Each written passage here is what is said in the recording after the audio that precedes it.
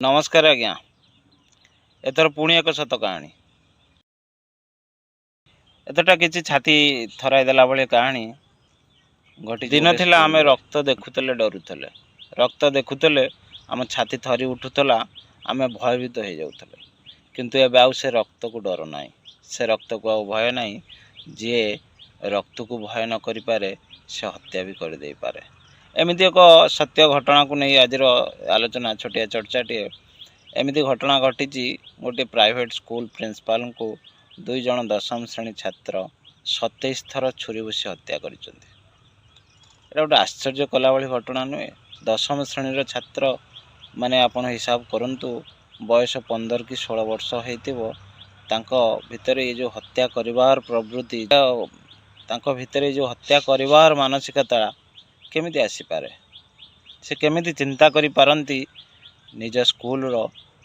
Principal को से मारी दे पारिबे। किछि दिन पूर्वर तांको बैग रु किछि पैसा बाहर थला से पैसा को देखि जेहेतु से माने दशम श्रेणी छात्र हॉस्टल थिले से को प्रिंसिपाल तागिद करथिले एवं वार्निंग देइथिले पेरेंट्स को डकई भूल न करिया पय किंतु परवर्ती समय से हॉस्टल रु बाहर कर दिया गला डेस्क कलर कर दिया गला एवं सही पिला माने संगबद्ध भाव में उत्क्षिप्त हो गले प्रतिशोध परायण हो गले। प्रिंसिपाल रोथिबा तांको बासभवन को रेकी कले प्रिंसिपाल रोथिबा बासभवन को तन्न तन्न करी बुझिले जानिले एवं प्लान प्रस्तुत कले। किछि दिन परे प्रिंसिपाल मैडम को हजबैंड कौन काम बाहर थिला बेले सही सुजोगर सदुपयोग करी से घर भितर प्रवेश कले और किसी पैसा चोरी कले। किसी पैसा से चोरी करती और चोरी कर खसी जावाक चेष्टा करती एति बेले प्रिंसिपाल से धरी दियंती एवं धरा पड़ी जा भय से भयभीत हो जाती एवं पूर्वर तांका पाखरे थिबा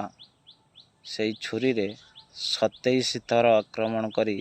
27 थर भूसी ताकू प्रिंसिपाल को निर्मम हत्या करती एवं हत्या करिला परे तांका मनर किसी अनुताप न थाए। हत्या कर सारा पर से चली जाती से पैसा को नहीं अन्य एक दूर सहर को जाई सेठारे से पैसा को खर्च कर उड़ाती एवं धीरे धीरे घटनाटा प्रकट होला परे से पिला माने धरा पड़ती। से माने कौन दंड विधान पाइबे से कौन दंड विधान हम से किपरि दंडित हे सेटा परर कथा किंतु ये जो गुरु शिष्यर परंपरा रे ये जो ग्लानी आसिला गुरु शिष्यर परंपरा रे जो हत्यार दाग लगिला गुरु शिष्यर परंपरा रे जो रक्तर छिटा लगिला ये कौन केबेले